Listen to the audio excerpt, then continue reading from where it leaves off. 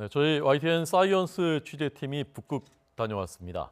워낙 보기 힘든 풍경들 영상이어서 오늘 여러분들께 보여드리려고 합니다. 유창님 YTN 사이언스 PD 얘기 듣겠습니다. 어서 오십시오.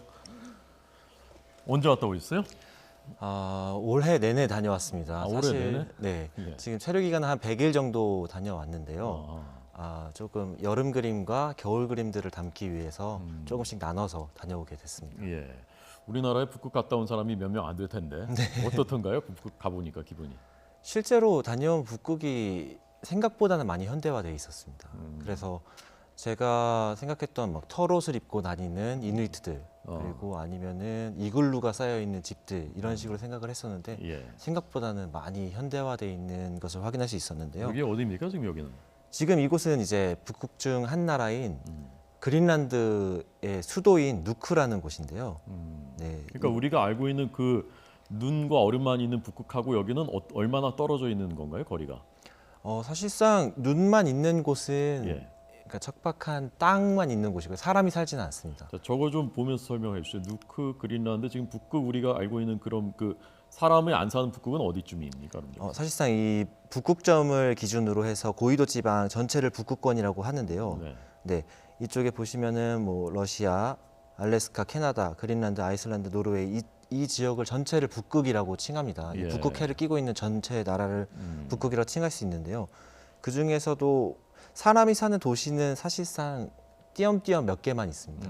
그리고 나머지는 다 이제 척박한 땅 혹은 바다라고 할 수 있겠죠. 그러니까 저 북극 점 저기는 이제 사람이 안 사는 곳인 거죠. 네, 살지 거기까지 못하는 가기는 곳이죠. 어려운 거죠. 네, 사실상 이 세빙 능력이 뛰어난 배들만 저기를 접근할 수 있는데요. 네. 네. 예, 저기는 그러니까 그 사람이 사는 누크라는 지역이고요. 저희가 네.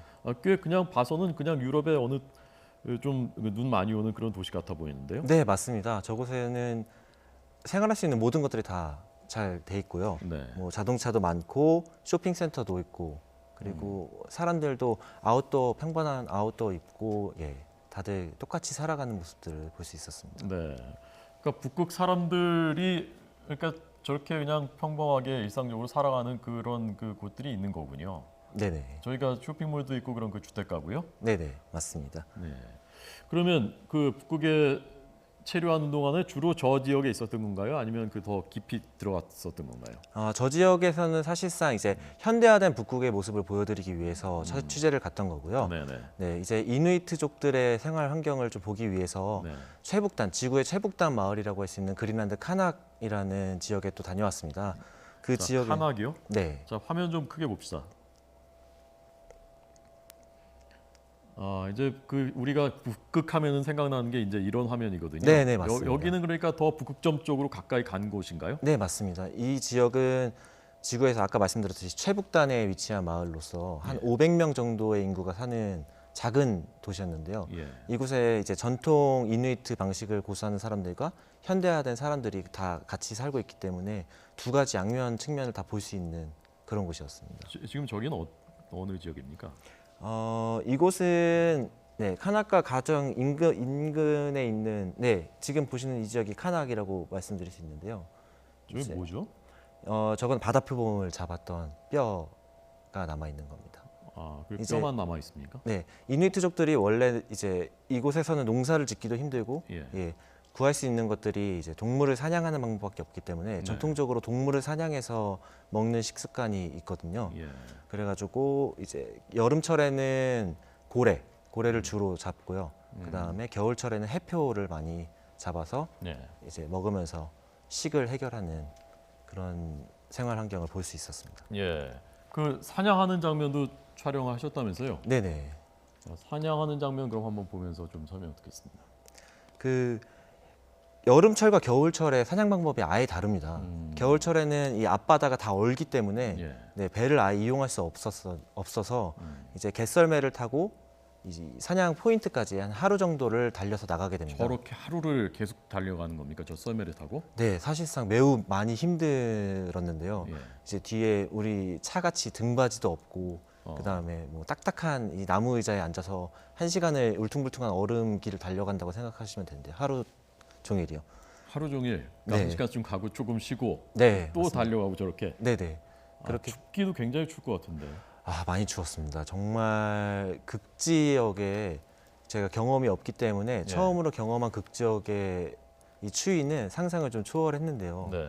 이 쉽게 생각하면 이제 달리는 겨울철에 달리는 차에 창문을 모두 열어놓고 달린다고 생각을 하시면 됩니다.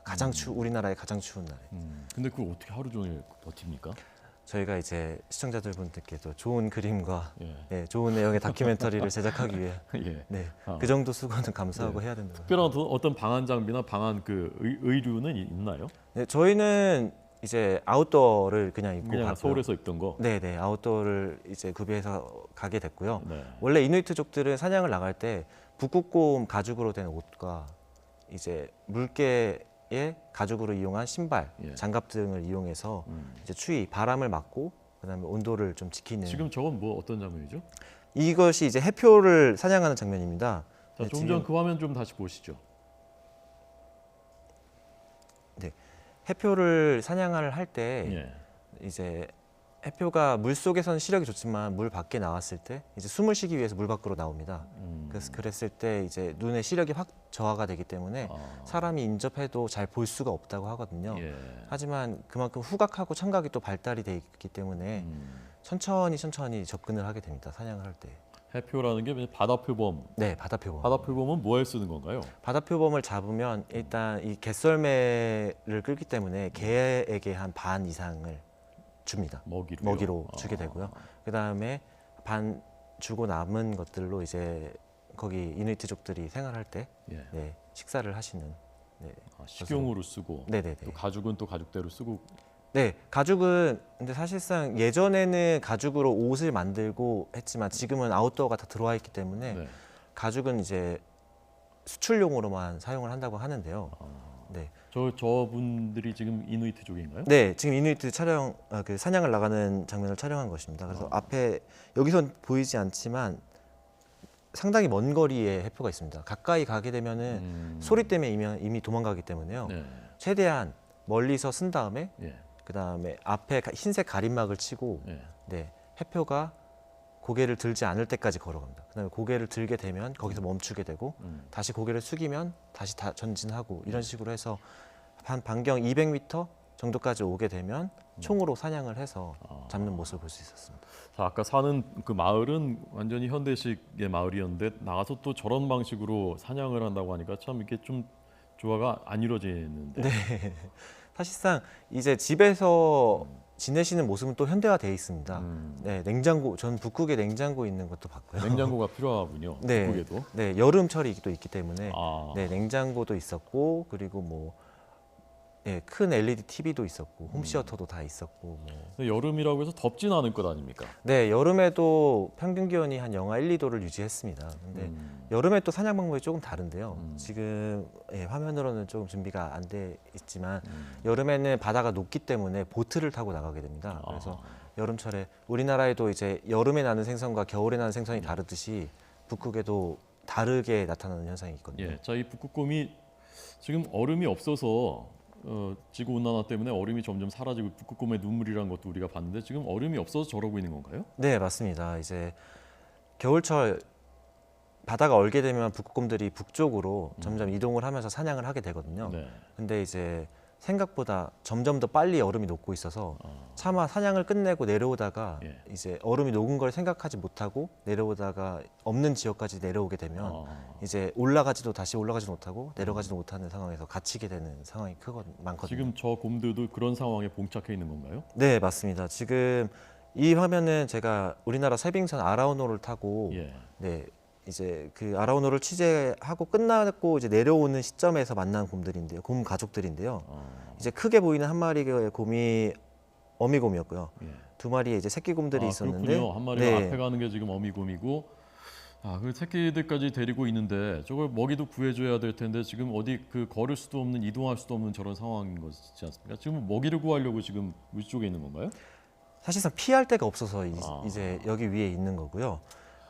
그럼 결국 저런 상황이 되면 더 이상 어떻게 할 수가 없는 그 뭐 생명을 유지할 수 없는 상황이 되겠군요. 네, 운이 좋으면 이게 8월 말에 찍은 겁니다. 9월부터 다시 날씨가 차가워져서 얼음이 얼기 시작한다고 하는데요. 네. 이 북극곰들이 헤엄을 쳐서 200km까지는 갈 수 있다고 합니다. 200km. 네, 200km까지는 가능하다고 하는데요. 예. 200km 반경 안에 얼음이 또 해빙이 있다면 이 곰들이 가서 아마 살아남을 수 있을 것 같고요. 아니면은 여기서 조금 더 버티다가 얼음이 얼기 시작하면 다시 북쪽으로 이동해서 사냥을 할 수도 있을 거라고 지금 이렇게 생각합니다. 보니까 지금 요만큼은 남았군요. 얼음 덩어리가. 네네. 이 얼음 덩어리가 생각보다 빨리 녹습니다. 그래가지고 한 1주에서 2주 사이에는 다 녹아서 없어진다고 하더라고요. 예. 이제 헤엄을 치기 시작합니다. 네, 그래서 200km까지는 헤엄을 칠 수가 있지만 그 이상 바다가 계속되면 이렇게 얼음이 녹아 있으면은 결국 어디 갈 수가 없는. 네, 맞습니다. 네. 자, 이 곰들의 운명이 어떻게 됐을지. 이 지구 온난화가 정말 이렇게 심각하다는 것을 현장에서 확인할 수 있는 모습입니다. 네, 자, 다음 화면도 한번 보겠습니다. 자, 곰들이 무사했으면 좋겠습니다. 자, 다음 화면 보시죠. 이게 아까 말씀하신 그 예, 북극곰을 처음 만났을 북극곰이죠. 당시의 예. 예, 모습인데요. 예, 아까 말씀하셨던 그 아라오노를 좀 볼까요? 네, 이 지금 보시는 배가 우리나라의 쇠빙선 아라오노입니다. 네. 예, 우리나라의 기술력으로만 만들어진 배인데요. 이 규모가 7,000톤급입니다. 그래서 상당히 큰 배라고 말씀드릴 수 있는데요. 네. 여기에 60여 가지의 이제 첨단 과학 장비들이 실려 있고 한 80명 정도의 인원이 승선하여서 네. 한 달 정도 이제 연구 기간을 거치면서 이 북극해 지역에서 연구를 하게 됩니다. 예. 쇠빙이라는 것이 그러니까 얼음을 깬다는 뜻이니까 얼음을 깨면서 이렇게 나아간다는 거죠. 네네. 이거 펭귄이군요. 이 펭귄은 이건 이건 뭐죠? 예,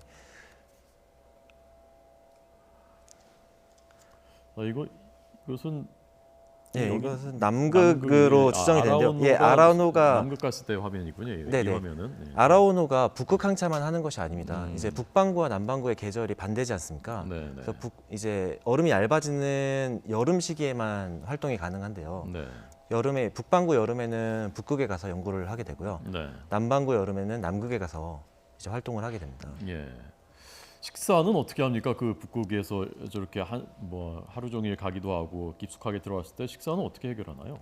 우리나라에서 출발을 할 때 이미 이제 식재료를 많이 담아 가고요. 네. 네, 이 30일 정도는 거뜬하게 80명이 먹을 수 있을 정도의 양을 부식들을 담아갑니다. 그래서 거기에서 조리장님들과 뭐 조리원분들이 같이 요리를 하면서 예. 네, 한 30일 동안은 한식으로 하루 세 끼 꼬박꼬박 먹을 수 있었습니다. 네. 총 그 북극에 얼마나 체류하셨다고요? 현재 지금 100일 정도 체류를 했고요. 예. 앞으로 한 20일 정도 추가 촬영이 좀 남아 있습니다. 또 가시는군요. 네. 지금 아까 보신 북극곰이 이제 아라온을 타고 오면서 잠시 만났던 곰들이고요. 이제 아까 말씀드렸듯이 겨울이 되면은 더 북쪽으로 얼음이 얼기 시작하고 북쪽으로 사냥을 떠나게 됩니다. 그 떠나는 지역에서 예. 이 북극곰들을 촬영할 계획입니다. 예. 북극에 120일 그러니까 오래 머무르시는 건데 나중에 또 한번 가라 그러면은 갈 생각이 있습니까? 네, 저는 갈 생각이 있습니다. 때문에? 물론 남극도 한번 가보고 싶기도 하고요. 예. 네, 북극이 정말 형용할 수 없을 만큼 아름다웠습니다. 그렇습니까? 경험해보기도 힘든 지역이기도 하고요. 이 앞에 눈앞에 쌓여 있는 이런 빙산들과 빙하, 뭐 유빙, 해빙 여러 가지들을 봤을 때 정말 말로 형용하기 힘들더라고요. 그 멋진 모습들을. 빙산, 빙하 그리고 유빙 이렇게 얼음이 떠다니는 그런 것들이 네, 이렇게 우리가 이렇게 화면으로 보는 것보다도 더 실제로 보면 훨씬 더 아름답군요. 네, 네. 그 장관이라고 말씀드리지 않습니까? 네. 정말 장관 큰 그림들이 눈앞에 펼쳐져 있으면 네 말을 못 하겠더라고요. 예. 제일 어려운 점은 어떤 거였습니까? 사실 제일 어려운 점은 추위였습니다. 극지방이기 때문에 추위와 항상 싸워야 되는 것들이 좀 힘들었고요. 예. 저희가 지금 이제 가면서 촬영을 했던 사진들이 좀 나오고 있는데요. 네, 몇 분이 같이 가셨어요? 저희 사진에서 보시다시피 이누이트족 세 분과 그리고 이제 저와 카메라 감독 예. 이렇게 두 명이 촬영을 계속 다녔습니다. 100일 동안. 그래서 예. 그 많은 카메라 장비들과 이제 추위와 또 싸우고 하루 종일 배터리가 너무 빨리 닿아서 카메라 추위 때문에 그렇게 배터리가 했군요. 또 빨리 닳아서 그런 점들이 좀 많이 힘들고 고됐던 것 같습니다. 아까 드론으로 촬영한 장면도 있던데 그것도 다 드론 장비도 다 두 분이서 같이 가지고 다니시면서 찍으신 거예요? 네, 인원은 2명이 갔지만 카메라는 한 7, 8대를 가져가서 또 다양한 화면들을 담아야 하기 때문에 네. 네, 그런 점에서 조금 시간을 넉넉히 잡은 것도 있고요. 지금 이건 어떻게 이것도 드론으로 찍은 건가요? 네, 이거 드론으로 찍었습니다. 사실 드론으로 촬영하는 데 많이 어려운 점이 있었습니다. 북극점에 가까워질수록 자기장의 영향이 심하기 때문에 예. GPS가 제 역할을 하지 못합니다. 그래서 실제로 저희가 드론을 몇 번이나 떨어뜨려서 되게 고장이 나서 현지에서 어떻게든 방법을 강구해서 진행했던 것도 있고요. 드론을 저 바다에 떨어뜨리면 찾기도 어려운 거 아닌가요? 그래서 드론을 2대를 가져갔습니다. 2대를 가져가서 한 대가 떨어지더라도 한 대를 또 사용할 수 있도록 여러 가지 좀 대비책을 가져갔던 것 같습니다. 현지에서 구하기가 어려운 것들이 많기 때문에. 예. 그 이누이트족 세 분하고 같이 다녔다는데 그분들은 이렇게 가까이 대해 보니까 어떻던가요? 정말 개구쟁이였습니다. 아. 좀 저보다 나이 많으신 분들한테 표현하기는 좀 그렇지만 네. 개구쟁이 분들이라고 표현을 하는 게 맞고요. 그 이유가 있었습니다. 사냥을 나가면 언제 어디서 어떤 일들을 당하실지 모르기 때문에 예. 네, 실제로 사냥 중에 목숨을 잃으시는 분들도 많다고 합니다. 그래서 지금도요? 네네. 그래서 지금도 이제 북극곰이 언제 나타날지 모르기 때문에 네. 위험한 상황이 많긴 아, 많았었거든요. 곰이 실제로 생명을 위협하는군요. 네네. 인명을. 그래서 그분들끼리 장난도 많이 치시고 항상 그 분위기를 즐겁게 만드시려고 노력하시는 것 오늘을 같아요. 그러니까 즐거운 마음으로 하시는 거군요. 네네. 이 경비행기를 타고서 또 촬영을 했나요? 이 그린란드 전체가 도로가 연결이 돼 있지 않습니다. 네. 다들 띄엄띄엄 살고 있긴 한데 도로가 제대로 돼 있지 않아서 네. 눈 때문에 좀 그런 이유가 있고 지형적인 문제도 있고요. 그래서 모두 이제 비행기를 타고 이동을 했어야 하는데요. 네. 총 그린란드 안에서만 20번 넘게 비행기를 타고 이동을 하고 좋은 포인트를 좀 찾기 위해서 노력했던 것 같습니다. 네. 자, 100일 있으면서 제일 그 인상적으로 느꼈던 것 아니면 이거 정말 뭐 중요하구나라고 생각했던 게 있다면은 어떤 것인지 듣겠습니다. 한 2가지를 말씀드릴 수 있을 것 같은데요. 첫 번째는 이제 그린란드 내에 러시엘 빙하라는 큰 빙산이 있습니다. 예. 그 빙산에 갔더니 그 앞에 원래 강이 흐르지 않는 지역인데 강이 하나 생겼더라고요. 근데 그 현지인들한테 전해 들은 내용이 저게 빙하가 다 녹아서 생긴 물이라고 하더라고요. 강이 흐르는 게 아니라. 그래서 직접 눈앞에 빙하가 녹는 것을 보니까 예. 실질적으로 환경오염이 얼만큼 되고 있는지 지구 온난화가 얼만큼 심각한지를 좀 느낄 수 있었고요. 그 화면은 지금 없죠? 네, 지금은 나중에 보여주시려고 안 갖고 오셨죠? 아니 예. 언제 보여주실 겁니까? 네, 올해 이제 제작을 하게 되고요. 이번 겨울에 이제 방영 예정에 있습니다. 그래서 이번 겨울에는 북극에 대한 상세한 내용들을 다 다큐멘터리에서 만나보실 수 있습니다. 예. 120일 동안의 북극 취재, 북극에서 숙식을 하면서 고락을 현지인들과 함께하면서 찍은 생생한 화면들 오늘 저희가 보여드렸습니다. 연말에 완성된 작품들을 보실 수가 있습니다.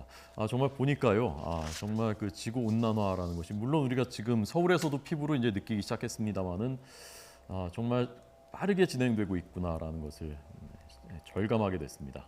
유창림 PD 수고 많으셨고요. 또 연말에 또 기대하겠습니다. 고맙습니다. 감사합니다.